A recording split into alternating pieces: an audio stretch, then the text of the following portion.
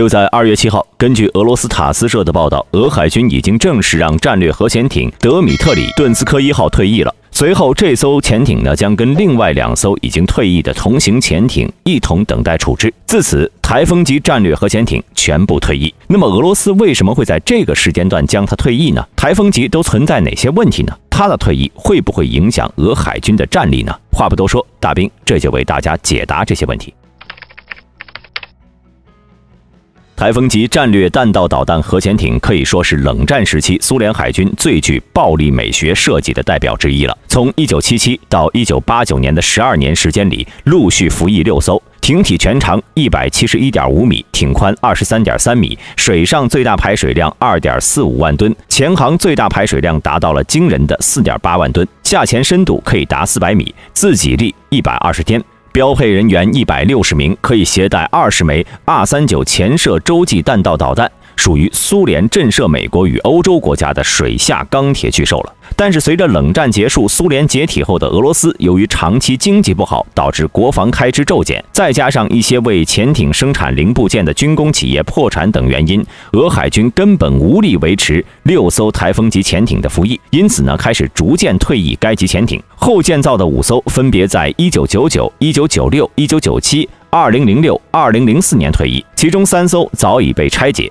有意思的是，作为台风级的首艇，开工于1977年3月的 TK-208德米特里顿斯科1号反而是最晚退役的，服役生涯接近42年。按照其他艇的情况呢，它早就应该退役了。这是为什么呢？原来 TK-208服役以来呢，执行的并不是战备任务，而是一直担负实验任务。负责测试苏俄海军研发的各式潜射导弹。与其说它是全球最大的战略核潜艇，不如说它是全球最大的核动力实验艇。而这次随着它的退役，2.4万吨级的北风之神级继承了第1的宝座。不过呢，虽然说核潜艇排水量水上水下差距往往很大，但是像台风这种直接翻了1倍的情况呢，是绝无仅有的。原因在于该级潜艇内部的设计是2个并列的圆环耐压壳体，当2个圆环中间插入了 P-39导弹发射装置之后呢，依然存在很大的空隙，因此就成了恐怖的4.8万吨水下排水量，给外界一种战力强悍、配置奢华的感觉。但其中的苦头呢，只有俄海军自己知道。首先，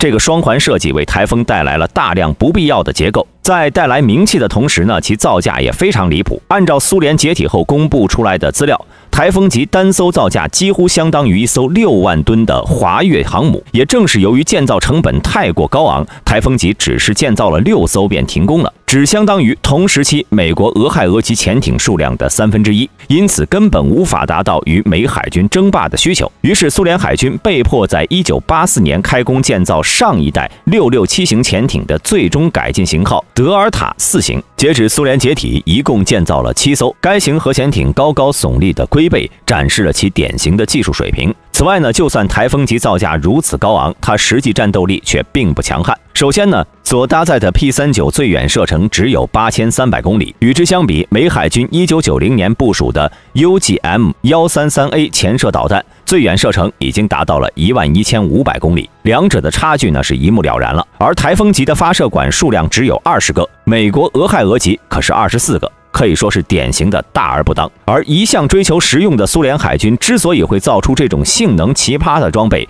主要原因呢是受制于当时苏联潜射弹道导弹的技术。由于早期的弹道导弹使用的都是液体燃料，因此结构很不稳定，安全性差，不易保存。所以呢，美国从上世纪60年代开始就一直改进固体燃料推进技术，最终开发出了著名的3叉戟系列。与之相比呢，苏联倒是一条路走到黑了，并未转而去研发固体燃料推进系统。因此在70年代潜射弹道导弹方面明显大幅落后美国。但是呢，现实却是液体推进根本就没有未来。70年代后，苏联逐渐发现了固体燃料推进的优势，下定决心进行调整。设计单位呢，硬着头皮开发出了 P-39这款庞然大物。为了确保能将其容纳到核潜艇内，台风级呢被迫使用了上述的双环设计，因此排水量和造价都达到了一个惊人的水平。所以外界交口称赞的排水量和优秀的艇内设施，对苏联海军来说并不是一种夸赞，反而有些尴尬。另外呢，体型大不仅仅是造价高昂，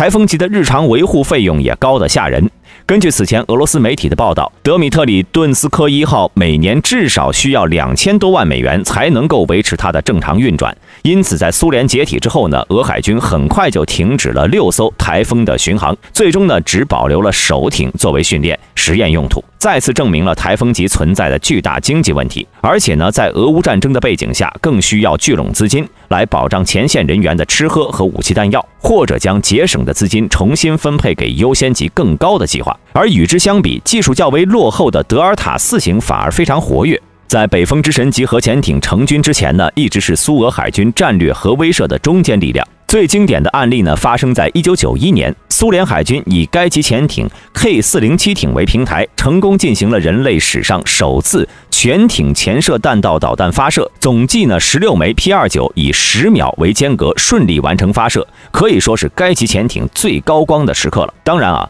台风级的缺陷还不止于上述这些。由于该级核潜艇都是建造于上世纪80年代，它的性能呢放在今天已经有些落后了。以噪音为例，作为潜艇的关键指标，台风级的水下噪音为115分贝。与之相比呢，与它同时代诞生的美国俄亥俄级呢，它的水下噪音据说只有95分贝，比海洋噪音还低。而按照国际公认的算法，通常潜艇的水下噪声每降6分贝，就能缩短敌方被动声呐1半的探测距离。所以，如果执行双向反潜或者打击水面舰艇任务，20分贝产生的可探测距离差距，可能就是生与死的距离。还有就是苏联呢时期，依靠苏联海军强大的水面舰艇力量，台风级还能得到有效的保护。但现今俄海军已经没有之前的辉煌了，就算是待在被称为俄海军核潜艇堡垒区的巴伦支海，也不一定是安全的。事实上，在前苏联时期，台风级的主要活动区域也只是巴伦支海，期间呢还必须有苏空军的保护，因此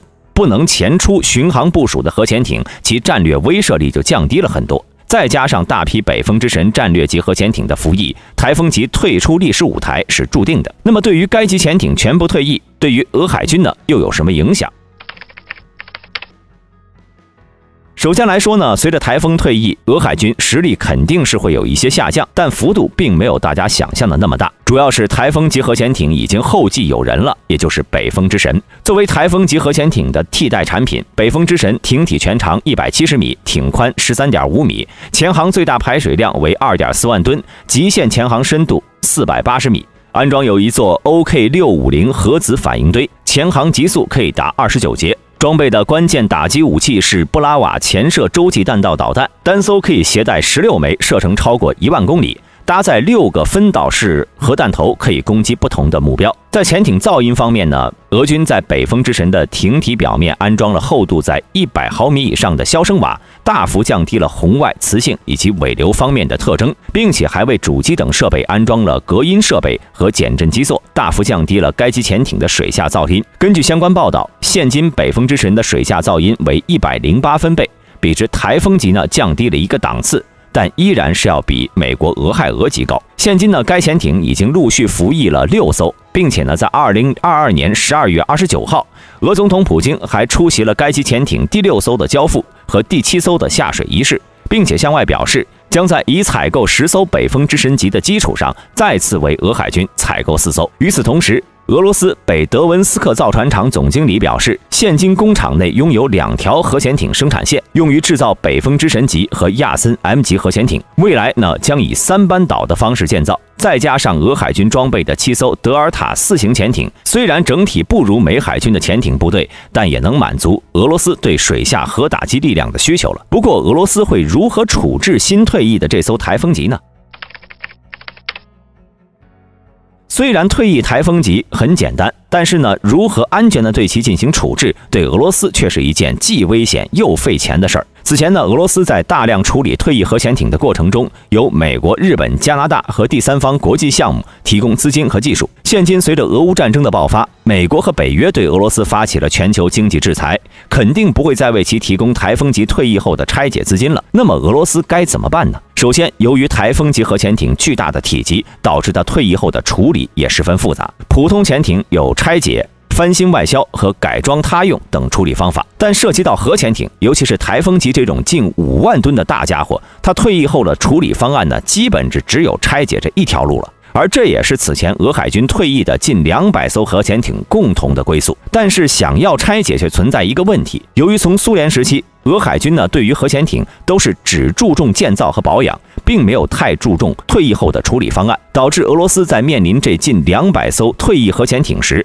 没有相应的制度和存放场地，致使大部分退役的核潜艇被简单的停靠在俄海军各处港口中，任其生锈荒废。有的一停就是10-20年，再加上俄罗斯经济低迷，难以保障军队薪水。这些停放在这儿的潜艇不仅会面临核泄漏的风险，还时常会被人为盗取零部件贩卖，进一步恶化挺身的状态。因此，美国等西方国家为了防止俄罗斯这些涉核武器和原料流入黑市，便对俄罗斯施加了巨大压力，令其快速处理这些核潜艇，并承诺会联合多国向其提供技术援助和资金，妥善管理核燃料和提升俄海军相关设施的安全措施。后来，在美、德、日本、瑞典、意大利等国的协助下，俄罗斯正式建立了多处核潜艇拆解设施以及核反应堆存放场地。最早退役的3艘台风都是在美国资金和技术援助下被拆解的。至于拆解流程和处置过程，一般是先将2个反应堆拆出，然后再拆除连接反应堆的附属设备，之后将艇体转移到干船坞进行切割。为了对其密封，反应堆舱与相邻隔舱会被整体切除，被密封后会转移到位于摩尔曼斯克的长期储存设备中，等待剩余的核辐射衰减。在达到安全的残余值后，反应堆将被埋入地下永久储存空间中。所以如果不出意外的话，这次退役的台风级手艇也会按照之前3艘同级艇的程序，在数年内被取出反应堆，并最终成为一堆废铁。不过，现今由于美国和北约对俄罗斯发起的制裁，原本向俄罗斯提供拆解资金和技术的国家也都加入了对俄罗斯的围剿，不太可能向其提供资金援助了。因此，未拆解的3艘台风级核潜艇可能会有不一样的处置方案。视频开头大兵曾提到，德米特里顿斯科1号在退役之后将会前往北德温斯克海军基地，与另外2艘台风级一同停放，等待俄海军高层做出最终的处置决定。也就是说，俄罗斯现在是暂缓处理这3艘台风，并不是因为技术资金问题，而是有其他用途。毕竟此前退役的 TK-17和 TK-20都在2000年前后进行了翻新升级， TK-208号更是进行了大规模改进，导弹都换成了最新的布拉瓦。因此，这3艘台风可能不会直接拆解。就比如说，虽然早在2008年，美国就向外宣布了 F-117退役的消息，但退役后的 F-117却一直在充当技术验证机。在2021年，美军还正式启用了 F-117充当对抗演练中敌方隐形战机假想部队。有了 F-117这个先例，俄罗斯似乎也不打算放弃这款极佳的水下平台，退役可能只是另一段服役生涯的开始。好了，今天的视频就到这里结束了。如果视频中有出错的地方，欢迎大家在评论区指出。喜欢的朋友请点赞关注，之后大兵会为各位带来更多更精彩的视频。我们下期再见。